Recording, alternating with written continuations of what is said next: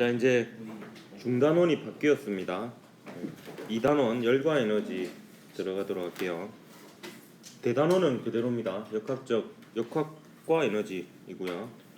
2단원 열과 에너지 단원은 연력학 제1법칙과 연력학 제2법칙을 배우는 단원이다. 이렇게 보면 되겠습니다. 크게 두 개의 소단원으로 이루어져 있고요. 내용은 한 3시간 정도면 끝낼 수 있을 것 같습니다.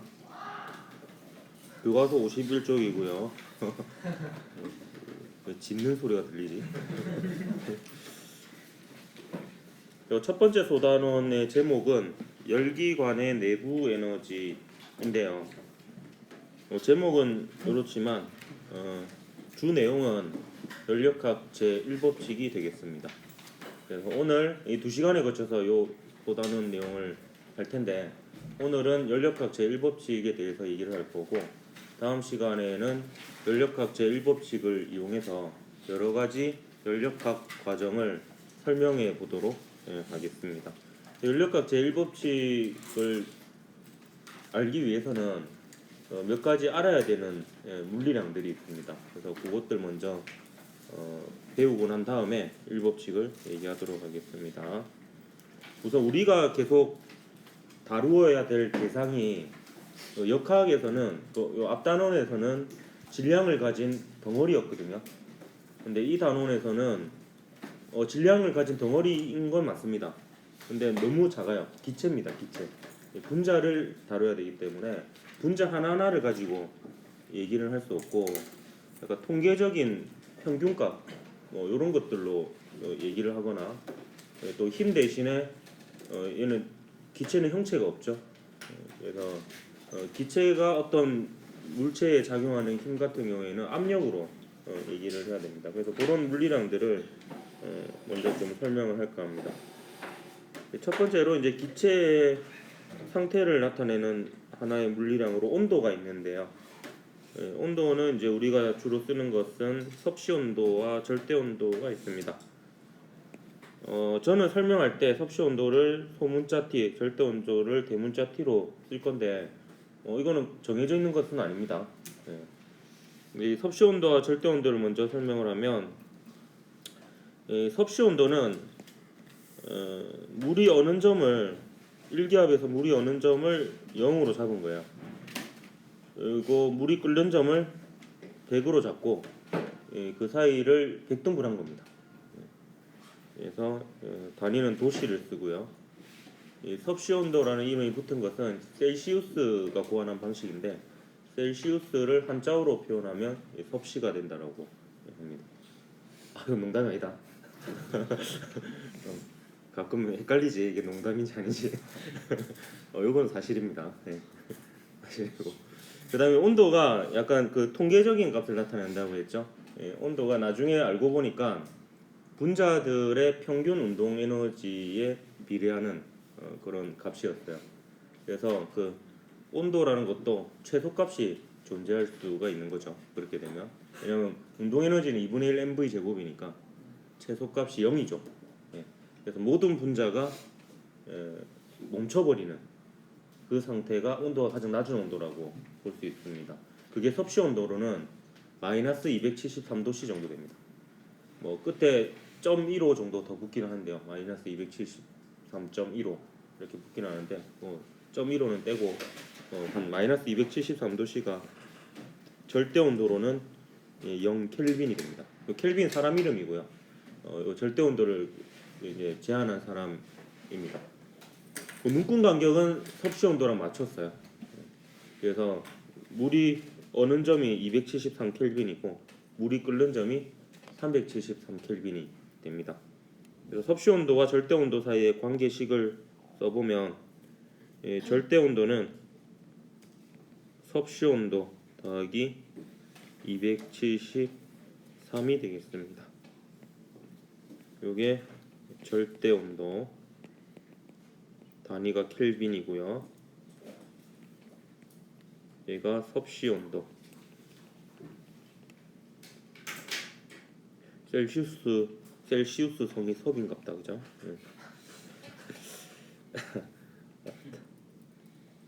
방금 건 농담. 예.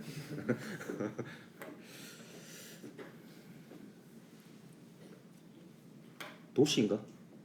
예, 단위가 도시. 알았어. 그만할게. 이게 보면 마이너스 273도씨 집어넣으면 이게 0이 되죠. 예. 그렇습니다. 이 정도 하면 되고. 근데 물리학에서는 주로 절대 온도를 씁니다. 예, 절대 온도가 분자의 평균 운동 에너지에 비례하니까 여기 밑에다 적어 놓을까? 예, 분자들의 평균 운동 에너지, 분자 한 개당 평균 운동 에너지는 2분의 1의 m의 분자들의 평균 속력의 제곱인데요. 요게 절대 온도에 비례합니다.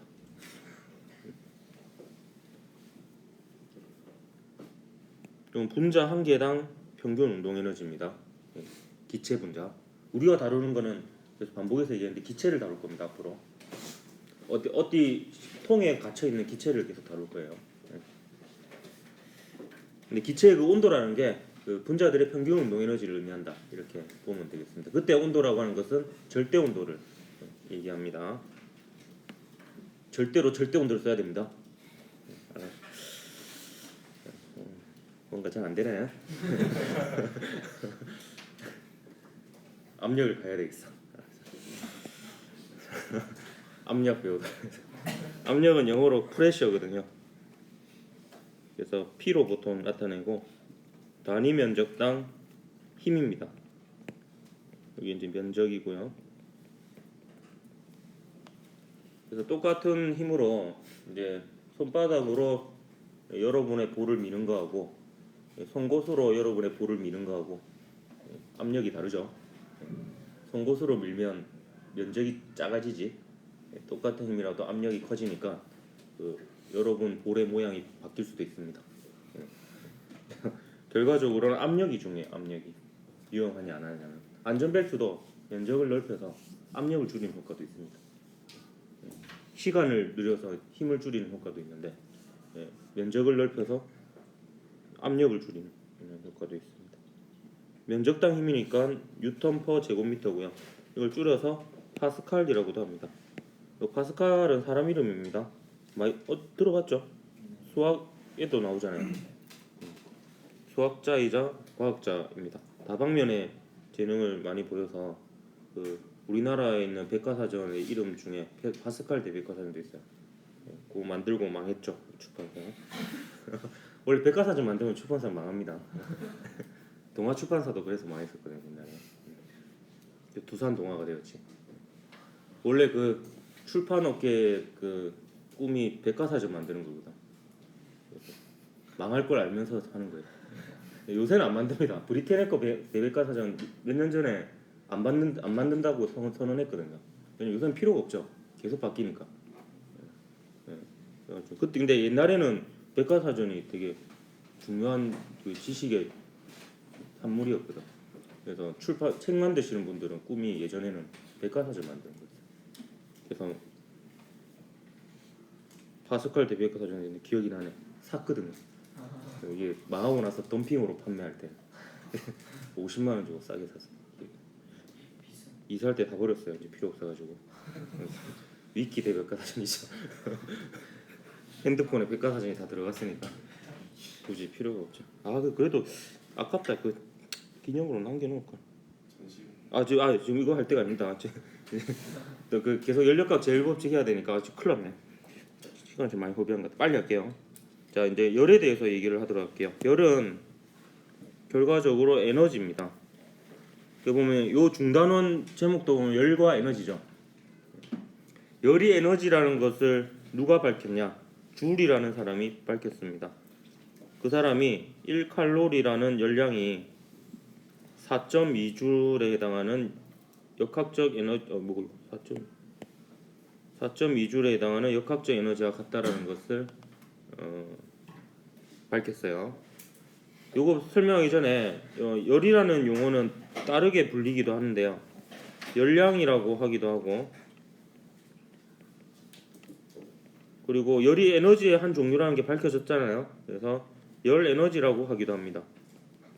다 같은 말이다 이렇게 보면 되겠습니다. 열, 열량, 열 에너지. 다 같은 말입니다. 그럼 이 줄이라는 사람이 어떻게 열이 에너지와 같다는 걸 밝혔냐? 그 전에 그럼 열이라는 것은 어떻게 정의되었었느냐? 그 전에는 이제 단위를 칼로리를 썼는데 지금도 씁니다. 칼로리는 1칼로리는 물로 정의해요.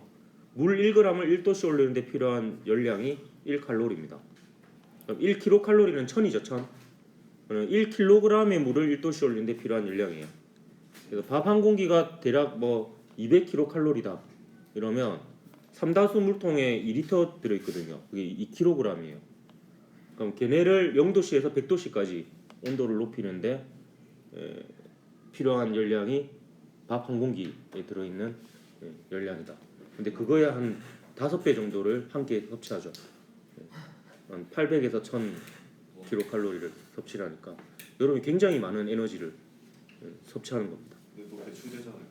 예, 그리고 기본적으로 여러분이 어디에 많이 쓰냐면 체온 유지에 많이 쓰이고요. 그 다음에 생각하는 거. 여러분 아무리 생각 안 한다고 생각하지만 그것조차도 생각이죠. 생각하는데 에너지가 굉장히 많이 쓰인다고요.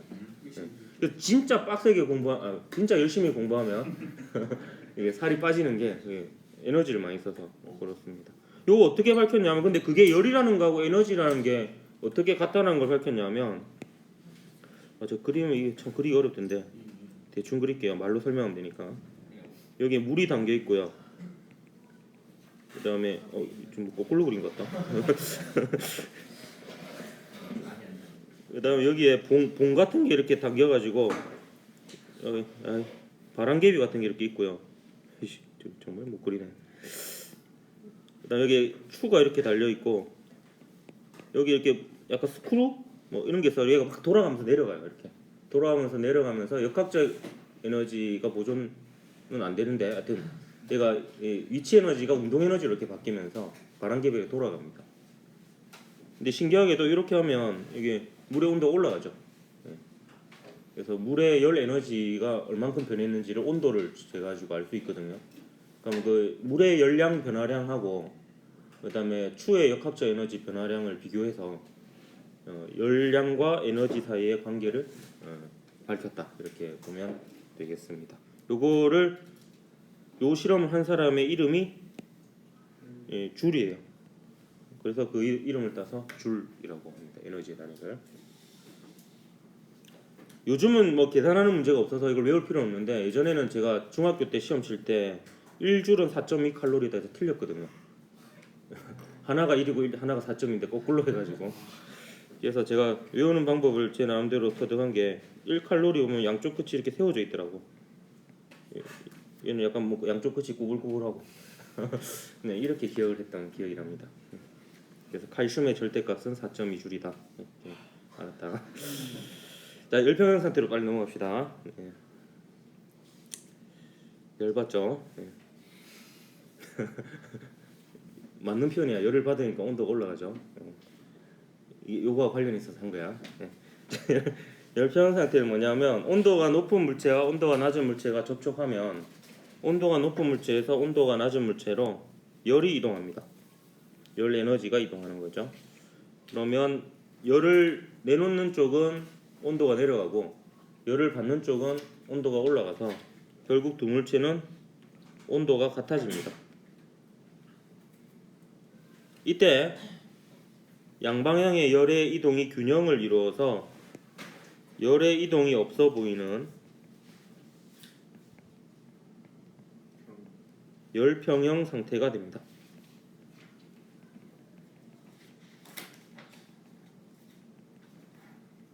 뭐 이걸 동적 평형이라고도 하는데요. 왜냐하면 순간적으로 열이 이동할 수도 뭐 있다고 해요. 이렇게 하는데 우리가 거시적으로 봤을 때는 열의 이동이 없어 보이기 때문에 열의 이동이 없다라고 해도 뭐 무방합니다. 크게 틀리지 않는다 볼 수 있습니다. 이 그래프로 보면 이제 온도가 높았던 A하고 온도가 낮았던 B가 접촉을 하게 되면 시간이 흐름에 따라서 A는 열을 내려놓아서 온도가 내려가고요. B는 그 열을 받아서 온도가 올라가고 그게 그러면 열이 계속 이동하죠. 그런 식으로 온도가 높은 쪽에서 낮은 쪽으로 이동하다가 온도가 같아지면 더 이상 열의 이동이 없어진다. 이렇게 볼 수가 있습니다. 이거와 관련된 게 연력학 제0법칙이 있는데요. 물체 A와 B가 열평형을 이루고 물체 A와 C가 열평형을 이루면 물체 B와 C도 열평형을 이룹니다. 이게 무슨 말이냐? A가 온도계고 B와 C가 서로 분리되어 있는 물이라고 합시다. 그러면 A로 B의 온도를 쟀어요. 열평형 상태가 되어서 A 온도하고 B의 온도가 같아요. 열평형 온도예요. 열평형 상태예요. 그럼 A하고 또 A를 C에 담가 보니까 또 열평형 상태예요. 그러면 B하고 C도 열평형 상태라고 볼 수 있다는 거예요. 왜냐면 얘들을 접촉을 해도 열의 이동이 없게 됩니다. 이렇게 되면 요 사이에 열평형이 되고 요 사이에 열평형이 되면 온도가 같고 온도가 같다는 뜻이죠. 요 두 개도 온도가 같기 때문에 결과적으로 접촉을 시켰을 때 열의 이동이 없는 열평형 상태이다 라고 볼 수가 있다. 이런 얘기입니다. 이건 뭐 그냥 이 정도 하고 넘어가면 될 것 같고요. 열기관은 이제 우리가 앞으로 계속 다룰 기관인데 열을 일로 변환시켜주는 장치입니다. 대표적인 게 증기기관, 내연기관, 스털링기관 같은 게 있는데 증기기관은 대표적인 외연기관입니다. 그래서 그 연료가 작동 기체와 분리되어 있는 거예요. 그러니까 이제 기관을 돌리는 기체는 수증기죠. 근데 연료는 뭐 석탄이나 이런 거죠. 그 태우는 건 따로 있습니다. 그러니까 연소가 일어나는 부분이 바깥에 있어서 외연기관이고요. 내연기관은 그 혼합 기체를 이용하는데요. 그 가솔린이나 뭐 디젤 이런 걸 이용해서 걔네들이 이제 연소를 하게 되면 걔네 자체가 걔네들이 섞여 있는 그 기체 자체가 일을 하기도 합니다. 그러니까 그 증기기관에서의 증기의 역할도 같이 한다는 거죠. 연료이면서. 그래서 연소하는 부분이 안에 있어서 내연기관 이렇게 얘기합니다. 내연기관에는 대표적인 게 이제 뭐 그 가솔린 기관하고 디젤 기관 이런 게 있는 거죠. 가솔린하고 디젤의 차이는 가솔린은 불꽃 점화를 시키는 부분이 있어요. 그래서 그렇게 그 디젤은 나중에 배우겠지만 단열 압축하는 과정으로 따로 이렇게 스파크를 하는 부분이 없고 단열 압축 과정에서 올라가는 온도로 점화를 시킵니다. 그리고 좀 차이점이 있습니다. 스털링 기관은 이제 상용화되어 있지는 않은데 지금 이제 다시 재평가받고 있는 기관인데 얘는 온도 차이가 있기만 하면 작동을 해요. 근데 그게 동력이 그리 크지 않기 때문에 좀 활용도 면에서 좀 떨어지는 부분이 있는데 그래도 효율적인 측면에서는 좋은 면이 있어가지고 좀 요새 좀 주목받고 있는 이런 기관이 됩니다. 얘는 약간의 온도 차이만 있어도 돌아가거든요. 그런 이제 기관입니다. 이걸로 연력학 제1법칙을 설명을 아직 못하고요. 좀 더 설명을 할 게 있습니다.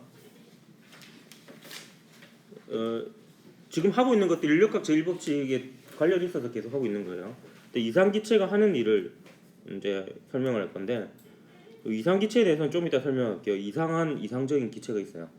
이상기체가 있는데 우리가 다루는 건 전부 다 이상기체입니다. 요 실린더하고 피스톤으로 이루어진 시스템이 있는데 요게 우리가 앞으로 계속 보게 될 시스템이에요. 요 안에 기체가 있습니다. 기체가 있는데 요 기체가 피스톤을 밀면 피스톤이 움직일 수가 있겠죠. 그러면 피스톤의 일을 한 셈이 됩니다. 힘을 줬고 힘을 준 방향으로 움직였으니까. 그러니까 얘가 힘을 줘서 델타 S만큼 움직였다라고 생각하면 이때 기체가 한 일은 압력 곱하기 아니죠. 힘 곱하기 이동거리가 되겠습니다. 정확히는 힘 곱하기 변인데 직선 운동이니까 뭐 이동거리라고 해도 되겠습니다. 근데 우리가 기체를 다룰 때는 힘 대신에 압력을 쓴다 그랬잖아요. 그럼 힘을 압력으로 바꾸면 압력은 면적당 힘이니까 압력에다가 면적을 곱하면 힘이 되겠죠.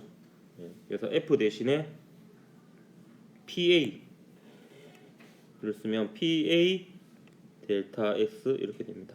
그럼 여기서 요 A 델타 S를 보면요. A 델타 S가 보면 딱 요만큼입니다. 요만큼. 맞죠? 이건 델타 V라고 볼 수 있는 게 요만큼이 나중 부피고요. 요만큼이 처음 부피니까 나중 부피 빼기 처음 부피하면 요 노란색 부피가 되죠. 요 A 곱하기 델타 S니까. 그래서 이게 부피의 변화량이 됩니다. 그래서 압력이 일정할 때 기체가 한 일은 압력 곱하기 부피 변화로 이렇게 표현을 할 수가 있습니다. 압력이 일정할 때 이상기체가 한 일은 압력과 부피 변화의 곱으로 나타낼 수 있고요. 압력이 일정하지 않는 경우를 포함해서 일반적으로는 압력 부피 그래프에서 면적이 되겠습니다. 이 비슷한 게 이때까지 두 번 있었습니다. 그 힘이 일정할 때 충격량은 힘과 시간의 곱이었고, 힘이 일정하지 않을 때는 힘 시간 그래프에서 면적이었죠. 그 힘이 일정할 때 일은 힘과 거리의 곱이었고, 힘이 일정하지 않은 것을 포함한 일반적인 경우는 힘 거리 그래프에서 면적이 1이었습니다. 이것도 마찬가지입니다. 몇 가지 예를 들어보면 기체가 압력이 일정하면서 기체가 팽창할 때를 보면요, 그 압력 부피 그래프를 보면 면적이 압력 곱하기 부피 변화죠. 근데 이때 부피 변화는 나중 부피 빼기 처음 부피인데 플러스죠, 이 경우는. 그래서 그 부피가 증가할 때가 양의 일을 했다 이렇게 표현을 하고요. 반면에 부피가 감소하는 경우는 처음 부피보다 나중 부피가 더 작습니다. 그래서 나중 부피 빼기 처음 부피하면 요 밑변의 길이가 음이 돼요.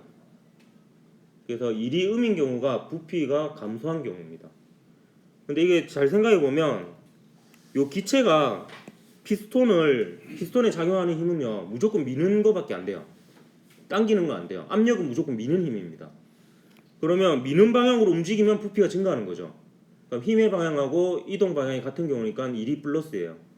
근데 얘가 감소하는 경우, 부피가 감소하는 경우는 압력의 방향과 피스톤의 이동 방향이 반대죠. 그러면 음의 일을 했다라고 표현을 하죠. 예, 그런 셈이 됩니다. 근데 이 경우에는 기체가 보면 이런 표현을 쓰게 되는데, 기체가 외부에 음의 일을 했다라고도 하지만 기체가 외부에서 W만큼 일을 받는다 이런 표현을 쓰기도 합니다. 혹은 외부가 기체에 W만큼 일을 했다 이렇게 표현을 하기도 하고요. 기체가 외부에 음의 일을 했다. 방금 말한 이 세 표현은 다 같은 표현이다 이렇게 보면 되겠습니다. 압력과 부피가 변할 때는 이제 면적으로 구할 수밖에 없다. 이런 내용입니다. 그 다음 이상기체 상태 방정식이 있는데요. 이때 요 상태라는 것은 세 가지 물리량을 뜻합니다. 압력, 부피, 온도. 이게 상태입니다. 이 식이 중요합니다. 여러분 연력학 관련해서는 좀 익숙하지 않으니까 중요한 거를 좀 표시를 해주도록 할게요. 이상기체 상태 방정식은 연력학 제1법칙과 함께 가장 중요한 식 중 하나입니다. 요거는 특정 순간, 얘는 특정 순간에서의 압력과 부피와 온도 사이의 관계식인데요. PV = nRT입니다. 요때 P는 압력이고요. V는 볼륨, 부피가 되겠고, T는 절대 온도가 되겠습니다. 그래서 압력과 부피와 온도 사이의 관계식이고요. 우리가 이상기체의 기체의 상태를 안다는 것은 압력과 부피와 온도를 알면 상태를 안다는 뜻이 되겠습니다. 그럼 요 R은 뭐냐? R은 기체 상수입니다. 기체 상수는 기체의 종류와 관계없이 다 똑같습니다. 이상기체의 경우. 그다음에 요 N은 뭐냐 하면 N은 여기 이제 연결이 되는데요. 몰수입니다.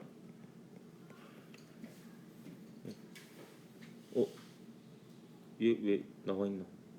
얘 나중에 나오나? 잠가놨는데 이 어플이 약간 오류가 있네. 자, 여기에 여러분이 화학을 배웠는지 모르겠는데 배운 애도 있고 안 배운 애도 있으니까 요새 헷갈리네요. 여기 다 있어요. 아보가드로 법칙이 뭐냐면 등원, 등압, 등부피, 등분자수거든요. 기체 종류와 관계없이 같은 압력, 같은 부피, 같은 온도 속에 있는 기체의 분자수는 같다 이거예요. 몰수는 왜 분자수가 되느냐? 몰수는 이겁니다. 실제 분자의 개수를 아보가드로 수로 나눈 거예요. 아보가드로 수는 뭐냐? 내 기억이 정확한지 모르겠는데 22.4리터의 1기압에 15도씨에 들어있는 기체 분자의 개수가 6.02 곱하기 10의 23승계로 알고 있거든요. 이게 이제 아보가드로 수일 거예요.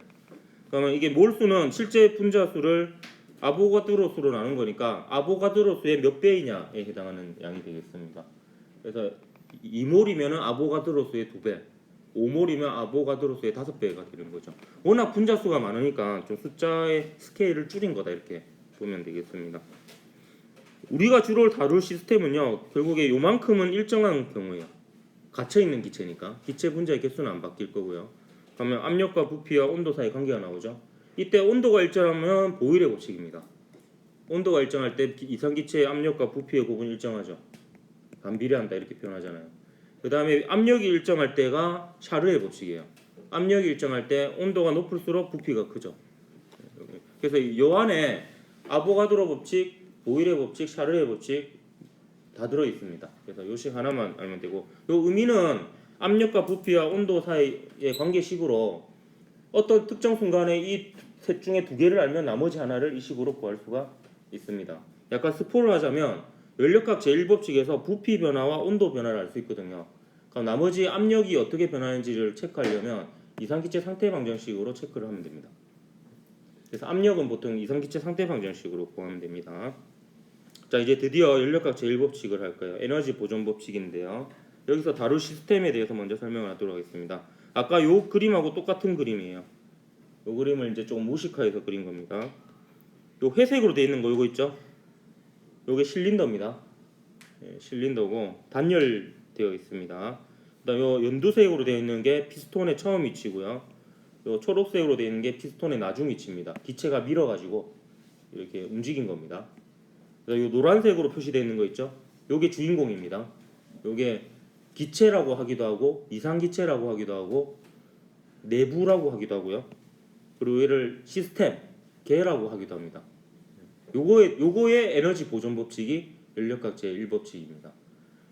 요 실린더하고 피스톤은 단열되어 있는데 외부로부터 열 공급 장치가 내부로 연결되어 있어서 얘를 통해서는 또 열이 공급될 수 있는 이런 상황입니다. 이때 연력학 1법칙은 뭐냐 하면 일단 써놓고 설명을 하도록 할게요. Q는 W 플러스 델타 U인데요. 일단 이렇게 써놓고요. Q가 뭔지 W가 뭔지 델타 U가 뭔지를 설명하도록 할게요. 그리고 마지막에 이제 이 식의 의미를 얘기하도록 하겠습니다. 일단 Q부터 하죠. Q는 기체가 외부로부터 받은 열입니다. 기체가 외부로 받은 열인데요. 이거는 이렇게 기억하면 좋을 것 같아요. Q는 열이고요. 요거는 월급이다. 이렇게 보면 되겠습니다. 외부로부터 받은 월급이에요. 에너지를 돈으로 많이 환산하거든요. 그러면 얘가 부호가 플러스일 수도 있고 마이너스일 수도 있어요. 플러스면 월급 받은 거예요. 플러스면은 열을 받은 겁니다. 자, 받음이라고 할까? 흡수라고 할까? 흡수라고 할게요. 열을 흡수했다. 받았다 해도 됩니다. 반면에 마이너스이면은 열을 방출한 거예요. 열을 외부로 빼앗긴 겁니다. 외부로 열이 빠져나간 거예요. 통장에서 월급이 돈이 빠져나가다 보면 마이너스가 되기도 하고 그러죠. 마이너스 통장 생각하면 되겠습니다. 돈이 빠져나간 겁니다. 코에 점막이 진동하고 있네. 누군가. 야, 깨워줘라. 역시 오늘도 한 건 했네요. 3건 했네. 이제 한 건만 더 하면 4건이 되는 거죠. 알았어. 자, W는 뭐냐? W 워크입니다. 기체가 외부. 이때 외부 중에서 움직이는 건 피스톤밖에 없으니까 결국에 피스톤이 되겠습니다. 기체가 외부 피스톤의 한 일입니다. 요 한이니까 1이겠죠. 이게 2였으면 2겠죠. 대본에 있는 거라서 어쩔 수 없다. 이거 다 했다. 근데 지금 잘 보면요, 모두 주어가 기체입니다. 기체. W는 기체가 외부의 한 일이고요. 요거는 이제 부피하고 관계 있습니다. 일이 플러스면 압력의 방향과 피스톤의 이동 방향이 같아서 부피가 증가했다라는 의미가 되겠고요.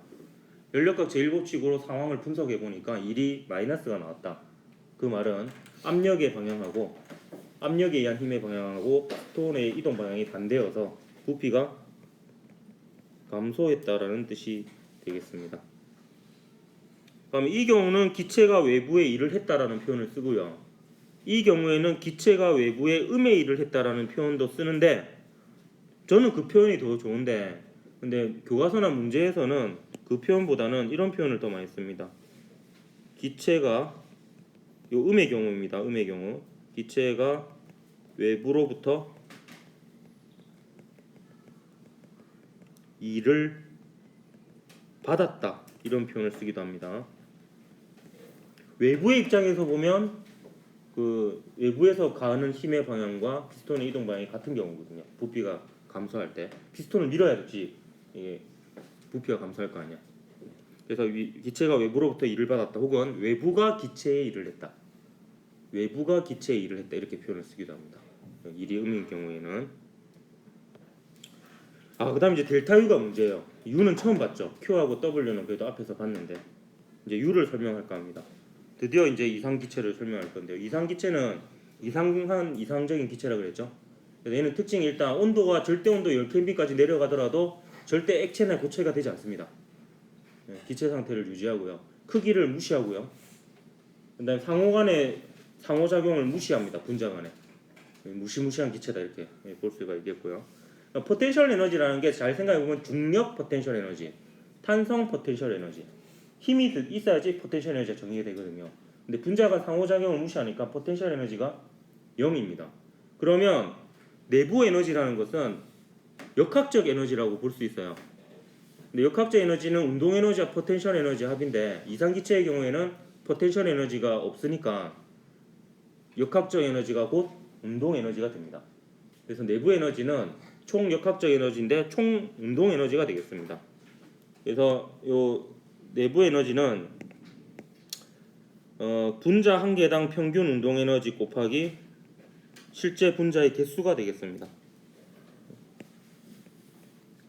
요거는 이제 n 곱하기 2분의 1 m의 v의 제곱이 되겠고요. 요거는 기체 분자 한 개의 질량이 되겠고요. 분자량이라고 이렇게 얘기하기도 하죠. 요거는 평균 속력이 되겠습니다. 요게 절대 온도에 비례합니다.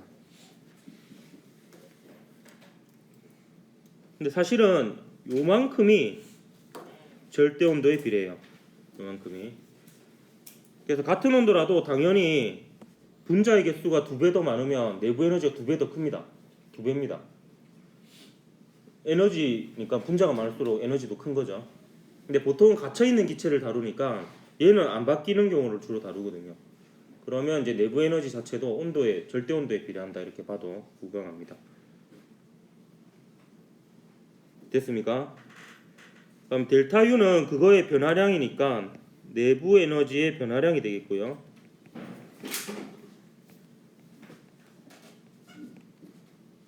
요거는 이제 실제 분자의 개수 곱하기 분자 한 개당 평균 운동 에너지의 변화량이 되겠습니다. 그럼 얘가 플러스라는 것은 나중 내부 에너지가 처음 내부 에너지보다 크다는 거니까 나중 온도가 처음 온도보다 크다는 거고 분자의 나중 속력이 처음 평균적인 속력보다 더 빨라졌다 이렇게 볼 수가 있습니다. 근데 이 중에서 온도로 표현하면 내부 에너지의 변화량이 플러스라는 것은 온도가 증가했다라는 뜻이고요. 내부 에너지의 변화량이 마이너스라는 것은 온도가 감소했다라는 뜻입니다. 근데 온도로 얘기할 때도 있지만 분자 한 개당 평균 운동 에너지가 증가했다, 감소했다 이렇게 얘기할 수도 있고 기체 분자의 평균 속력이 증가했다, 감소했다 이렇게 얘기할 수도 있습니다. 그래서 여러분이 이 관계식도 좀 잘 알아둬야 될 거예요. 내부 에너지는 기체 분자 한 개당 평균 운동 에너지에 비례하고 기체 분자 한 개당 평균 속력에 비례하고 절대 온도에 비례한다. 그래서 내부 에너지가 증가했다는 것은 기체 분자 한 개당 평균 운동 에너지가 증가했다. 기체 분자의 평균 속력이 증가했다.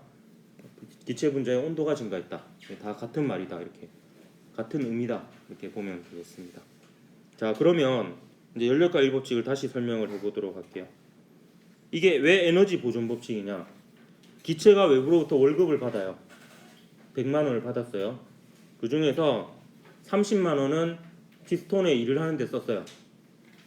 나머지 70만 원은 자신의 통장에 저축을 하게 됩니다. 내부 에너지의 증가량으로 쓰는 거죠.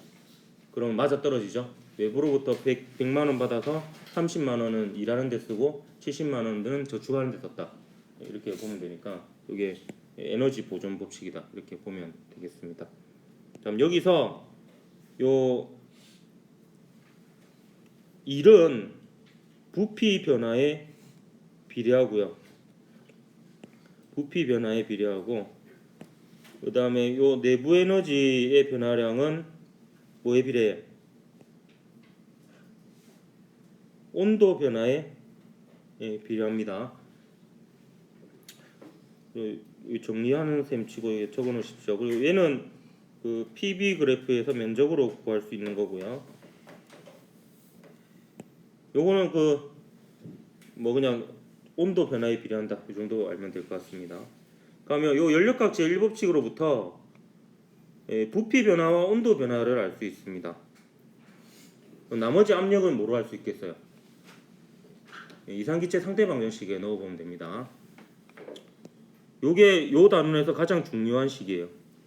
연력각 제1법칙이요. 가장 중요한 식이고 얘는 그 아까와 다르게 상태 1에서 상태 2로 변화 과정을 얘기하는 식이 되겠습니다. 아까 이상기체 상태 방정식은 특정 순간의 상태를 나타내는 거예요. 근데 얘는 특정 순간에서 특정 순간으로 변화하는 과정에서 그 기체가 받은 열량, 그 변하는 동안의 한 일, 그 변하는 동안의 내부 에너지 변화량을 얘기하는 거예요. 그럼 식이 실제로는 총 3개입니다. 요거랑 상태 1일 때의 PV 이퀄 NRT 상태 방정식, 상태 2일 때의 PV 이퀄 NRT 상태 방정식. 이렇게 이제 실제로는 이제 3개의 식으로 이제 설명을 할 수 있다. 이렇게 볼 수 있습니다. 그럼 이 부피 변화와 온도 변화를 통해서 그 이상기체 상태 방정식이랑 연계해서 생각하면 그 압력의 변화도 유출을 할 수 있다라는 겁니다. 이게 왜 에너지 보존인지 알겠죠?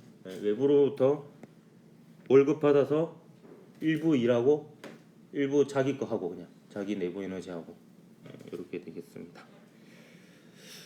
자, 요거를 그 응용하는 예들은 다음 시간에 한번 보도록 하고요. 마지막으로 이제 웹툰 하나 보고 마치도록 하겠습니다.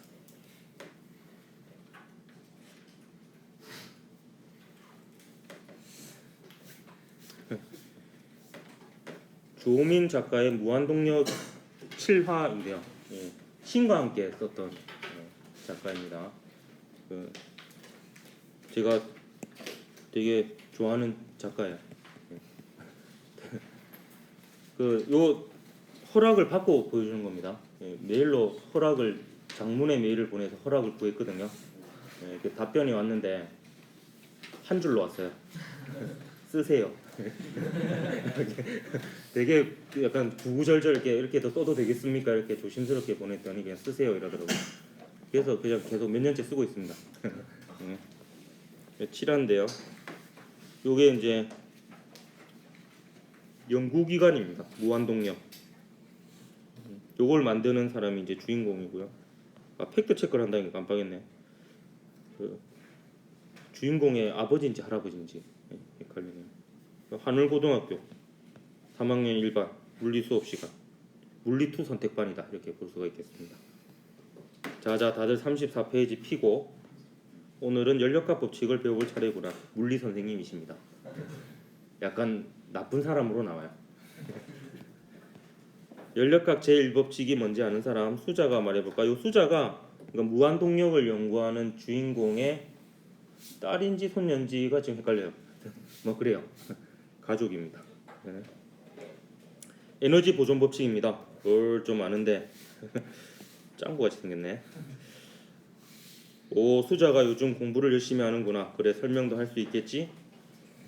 그러니까 에너지가 변할 때 에너지의 양은 변화가 없다는 맞나? 이러고 얘기하는데 잘 알고 있구나. 이게 대표적인 선생님들의 착각이죠. 수자 말대로 에너지 보존 법칙은 자 이렇게 기체가 있어. 여기에 열을 가하면 월급을 주죠. 내부 에너지가 증가하면서 부피가 커지겠지. 외부에 일을 한 거야. 정확한 설명이죠. 이것으로 이제 아마 작가가 물리책을 들여다보지 않았을까 생각을 합니다.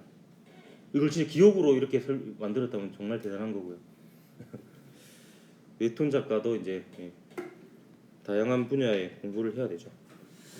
내부에서 증가한 만큼과 외부에 일한 만큼을 더하면 가해진 열에 가까웠다. 이게 연력학 제1법칙이다. 쉽지 이렇게 되어 있죠.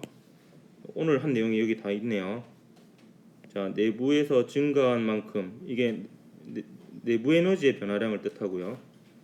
외부에서 일한 만큼 이게 이제 기체가 외부에 한 일에 해당이 되고요. 가해진 열의 값 이게 이제 Q가 되겠죠. 그럼 맞죠? 요거 두 개 더한 게 Q죠. 그래서 이거 보고 저는 좀 놀랐어요. 너무 정확하게 설명을 해서. 쉽지 어려워. 선글라스 끼고 있네. 안 보인다 이거죠. 그러니까 에너지라는 것은 바뀔 뿐이지 저절로 생기거나 소멸하지는 않는다는 말이지. 만약 에너지가 저절로 생긴다면 무한동력이게? 그래서 이제 무한동력 비하 발언을 하고 있습니다. 무한동력 장치의 특허를 신청한 사람이 1년에도 수십 명이래. 대부분 연력학의 기초도 모르는 개인 발명가들이거나 콧방귀를 끼고 있죠. 이게 다음 시간에 배울 단열 팽창입니다. 사기꾼들이지. 자기 아버지 혹은 할아버지를 사기꾼으로 몰아가고 있습니다. 프랑스 과학 아카데미에서는 1775년 이후로 연구기관을 발명했다는 제보를 무시하고 있어. 연구 없다. 이런 거 할 때마다 자괴감이 가끔씩 느껴집니다. 대본에 충실하게 하고 있는 거야 이거. 자, 오늘 수업 끝. 되게 빨리 끝내네. 점심 맛있게들 먹고 다음 시간에 제2법칙에 대해서 배운다. 우리는 다 다음 시간에 배웁니다. 1법칙도 하고요. 수자 식당 고고싱 빨리 줄 서야 돼. 왠지 오늘은 입맛이 없네. 난 괜찮으니까 가서 먹어. 다이어트까지 하냐? 먹고 온다. 이렇게 해가지고 사기꾼? 말이 너무 심하잖아. 요게 이제 그 주인공이에요. 할아버지가 아버지가. 아는 사람 없나? 한번 검색해봐. 여기 막 이게 막 그 작업 일지 같은 것들 쓰고 있고요. 되게 열심히 하고 있죠. 제작 일지 뭐 연구기관 여기다 있죠. 뭐 이런 내용이었습니다. 그래서 이 웹툰의 교훈은 물리 공부를 열심히 해야 된다. 웹툰 작가도 이런 내용이죠. 되게 재밌게 갔던 이 조민 작가의 그 아주 초창기 작품이에요. 이게 그 무한동력 연구기관이고요. 결국에는 이 연구기관을 얘기 안 해줄래?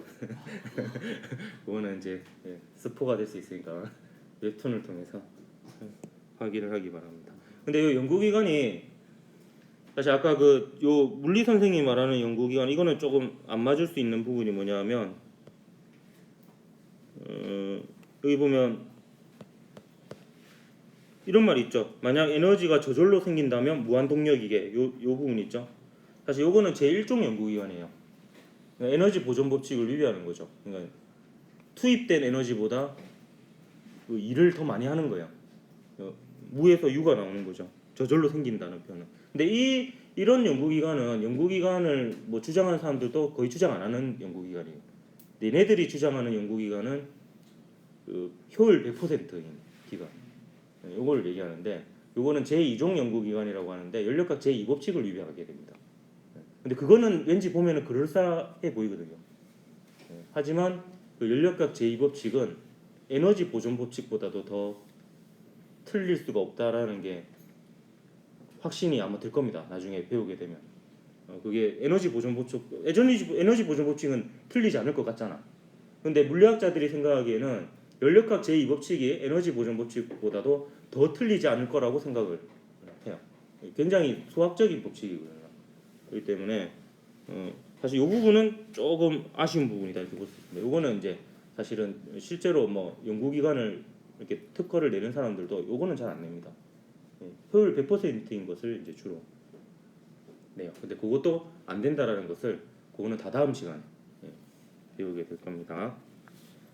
자, 오늘 여기까지 하고 다음 시간에는 연력학 제1법칙을 적용한 연력학 과정들에 대해서 배우도록 하겠습니다. 수고했습니다.